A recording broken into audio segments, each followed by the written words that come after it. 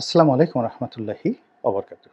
সম্মানিত দর্শক, সারা বাংলাদেশে আইনশৃঙ্খলার অবস্থা যে কতটা করুণ এবং আমরা যে কত নির্মম এবং নিষ্ঠুর সময় অতিক্রান্ত করছি, তা সাম্প্রতিক সময়ে যে ঘটনাগুলো ঘটেছে সেগুলোর কয়েকটি নমুনা পেশ করলে বুঝতে পারবেন। চলন্ত বাসে ডাকাতি এবং ধর্ষণ, এটি পুরনো ঘটনা। যে ঘটনা আতঙ্ক তৈরি করে সেটি হলো সিলেটের একটি সড়ক, চা বাগানের মধ্য দিয়ে। এই সড়কটিকে আইনশৃঙ্খলা রক্ষাকারী বাহিনী নিরাপত্তা দিতে পারছে না। তারা রাতে ১০টার পর ওই সড়কে চলাচল না করার জন্য সবাইকে নোটিশ দিয়ে দিয়েছে। এরকম অবস্থা যখন যুদ্ধ চলে, যুদ্ধের সময়ও ১৯৭১ সনে এরকম ঘটনা হয়নি। মুক্তিযুদ্ধের স্মৃতি যতটুকু মনে আছে এবং যতটুকু শুনেছি, সেখানে মুক্তিবাহিনী বলুন কিংবা রাজাকার বলুন কিংবা সেনাবাহিনী বলুন, পুলিশ বাহিনী বলুন, কোনো একটি অঞ্চলকে জনগণের জন্য অনিরাপদ এবং নিষিদ্ধ বলে ঘোষণা করা হয়নি। সেই ঘটনা এখন ঘটছে। আমাদের পর্যটন কেন্দ্র, দুটো পর্যটন কেন্দ্র, ইকোনমির জন্য, অর্থনীতির জন্য এবং মানুষের যাকে বলা হয় বিনোদনের জন্য, এটিকে প্রাণ বলা হয়, একটি কক্সবাজার। সেখানে একের পর এক ঘটনা ঘটে যাচ্ছে এবং সর্বশেষ আজকে যে ঘটনাটি ঘটল সেটি হলো সেখানে স্থানীয় জনগণের সঙ্গে বিমান বাহিনীর সদস্যদের মারামারি এবং গোলাগুলি হয়েছে এবং নজিরবিহীনভাবে বিমানের যে ঘাঁটি, সেই ঘাঁটিতে জনগণ সেই দেশীয় অস্ত্রশস্ত্র নিয়ে আক্রমণ করেছে। এটি আপনি যে ঘটনা বিমান বাহিনীর সঙ্গে ঘটল, এটি দ্বিতীয় মহড়া। প্রথম মহড়াটা শুরু হয়েছিল চট্টগ্রামের নৌবাহিনীর যে সদর দপ্তর, সেখানের একটা বিয়ে বাড়িতে উচ্ছৃঙ্খল জনতা ঢুকে গিয়ে নৌবাহিনীর সদস্যদেরকে বেদম প্রহার করেছিল এবং সেই ঘটনায় কাউকে গ্রেপ্তার করা হয়নি, কারো বিরুদ্ধে ব্যবস্থা নেওয়া যায়নি। তার প্রেক্ষিতে এখন বিমান বাহিনীর এই যে ঘাঁটি, সেখানে আক্রমণ হলো। কালকে যদি পুলিশের কোনো যাকে বলা হয় ব্যারাক, আপনারা জানেন যে প্রত্যেকটা জেলাতে একটা করে আর্ম পুলিশের ব্যারাক রয়েছে এবং সেখানে অস্ত্র থাকে একটা নির্দিষ্ট জায়গাতে এবং পুলিশরা সাধারণত সেখানে নিরস্ত্র অবস্থায় থাকে।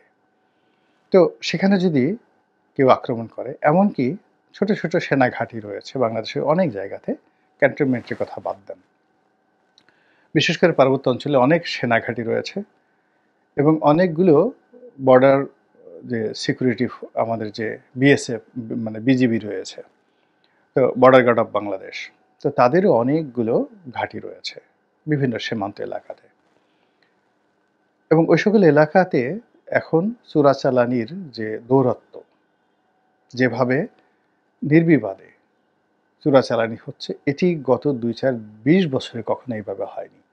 ফেন্সিডিল বলেন, গরু বলেন, অন্য যে সকল ইয়াবা বলেন, মানে গণহারে কোনো আইন কানুন থেকে কোনো কিছু মানছে না চোরা কারবারিরা।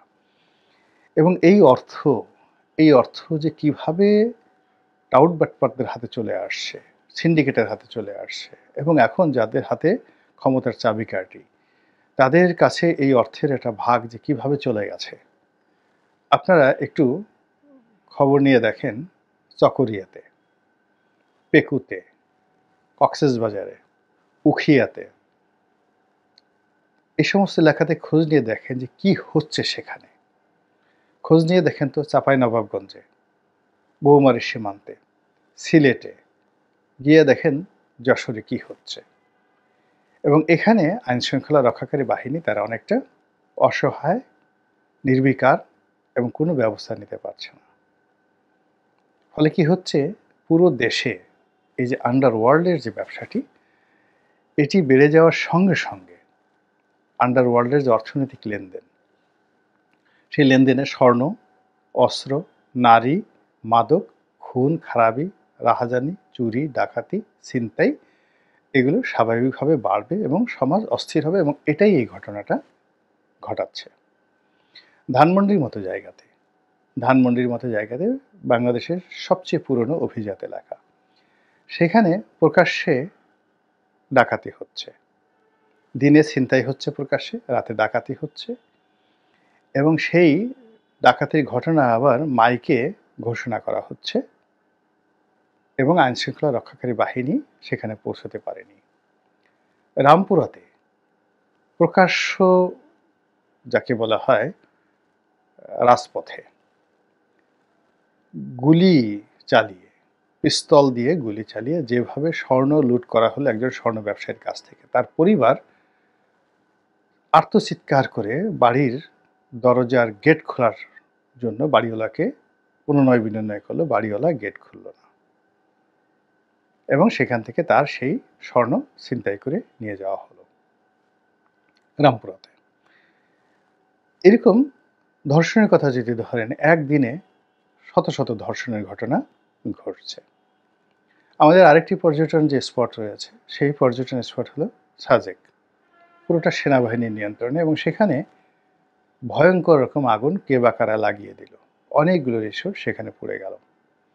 সিলেটের যে অবস্থা, সেই অবস্থায় সিলেটের যে পর্যটন শিল্প, পুরো পর্যটন শিল্পটা মুখ থুবড়ে পড়ে গেছে। সাভারে বিভিন্ন এলাকাতে আইনশৃঙ্খলা এতটা অবনতি হয়েছে, এবং সেখানে বিভিন্ন রাজনৈতিক দলের অন্তর্দ্বন্দ্ব, কলহ, মারামারি, কাটাকাটি একেবারে তুঙ্গে গিয়ে পৌঁছে গেছে, এবং ওখানে সরকারি কর্মকর্তা থেকে শুরু করে আইনশৃঙ্খলা রক্ষাকারী বাহিনী বলতে গেলে অসহায় অবস্থায় পড়ে গেছে। এবং এই অসহায় অবস্থার কারণে রাত ৩টার সময় স্বরাষ্ট্র মন্ত্রণালয়ের যিনি দায়িত্বপ্রাপ্ত কর্তা, মানে উপদেষ্টা রয়েছেন, ভদ্রলোক মানুষ, তিনি নজিরবিহীন একটা সংবাদ সম্মেলন করলেন। তার সেই সংবাদ সম্মেলনে ডিবির যিনি ঢাকা মহানগরী প্রধান, তিনি উপস্থিত ছিলেন, রেজাউল মল্লিক। তারপরে বিজিবির যিনি প্রধান, তিনি উপস্থিত ছিলেন, এবং পুরো অনুষ্ঠানটি মানে উপদেষ্টা মহোদয় নিজে এবং বাকি যারা তার কর্মকর্তা, সবাইকে এতটা বিধ্বস্ত, এতটা যাকে বলে অসহায় মনে হচ্ছিল, যার কারণে এখন ওই সংবাদ সম্মেলন নিয়ে নিদারুণ সমালোচনা হচ্ছে যে কী দরকার ছিল, রাত ৩টার সময় কী দরকার ছিল। এখন সেই স্বরাষ্ট্র উপদেষ্টা যিনি রয়েছেন, তার পদত্যাগ দাবি করা হচ্ছে। এই ব্যাপারে আবার তাকে প্রশ্ন করা হচ্ছে। তিনি বলছেন, পদত্যাগ তো পরে, অনেকে তো আমার জানাজা পর্যন্ত পড়ে ফেলেছে, আমি মরে গেছি, এই সকল কথাবার্তা হচ্ছে। তারপরে যৌথ বাহিনীর টহল বাড়বে, তারপরে স্পেশাল ফোর্স নামানো হবে, আইজি সাহেব বক্তব্য দিলেন, অন্যান্য পুলিশ কর্তারা বক্তব্য দিলেন, কিন্তু পরিস্থিতি আজকের দিনেও, এই আমি যখন ভিডিও করছি তখন পর্যন্ত একটি সুসংবাদ আসেনি।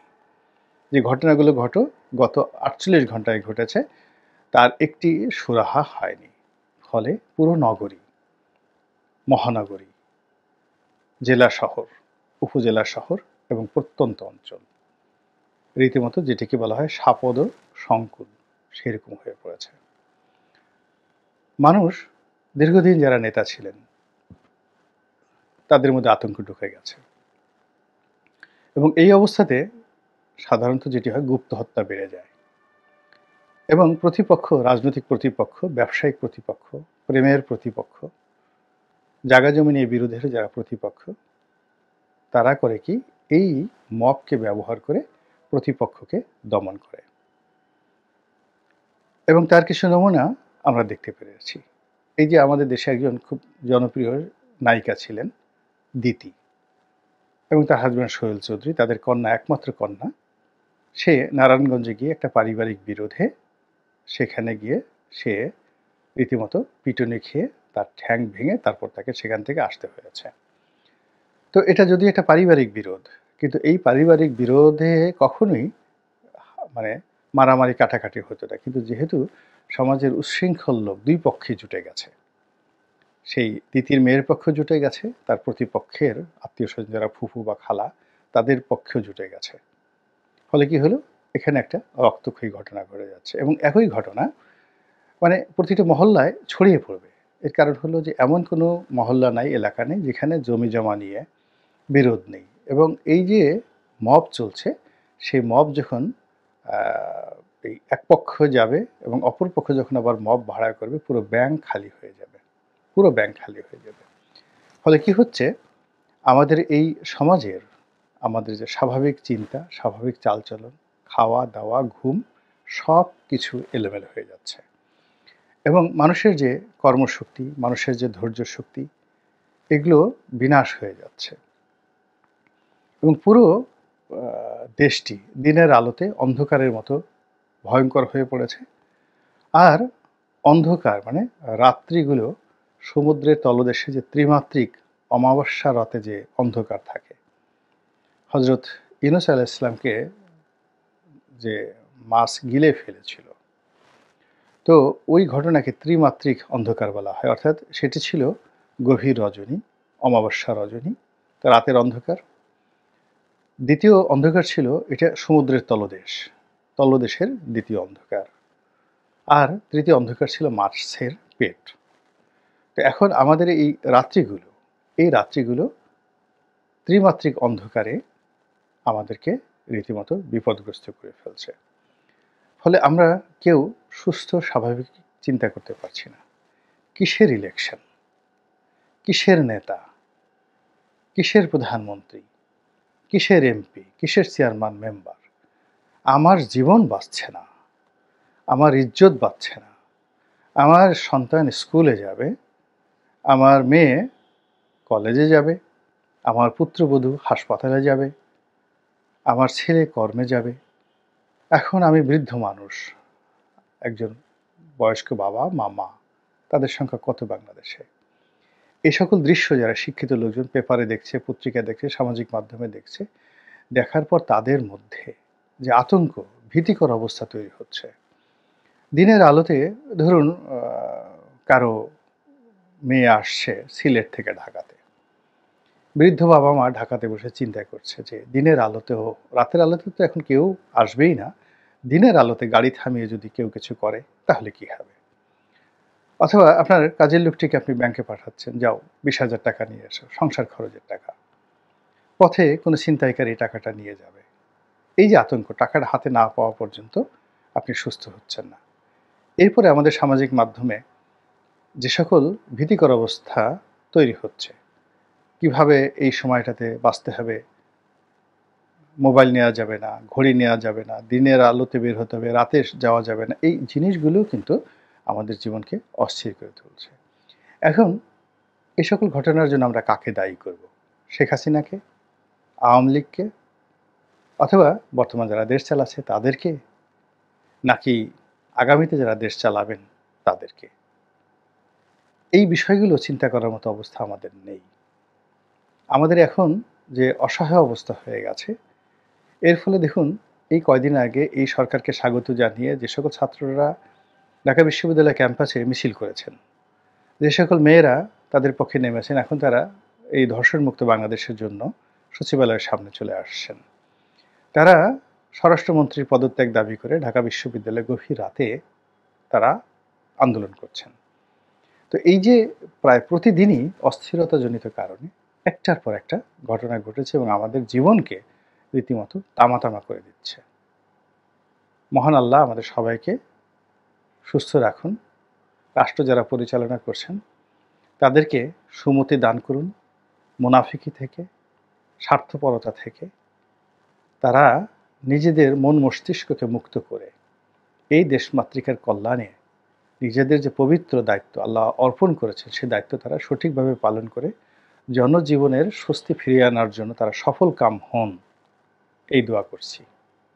আসসালামু আলাইকুম ওয়া রাহমাতুল্লাহি ওয়া বারাকাতুহু।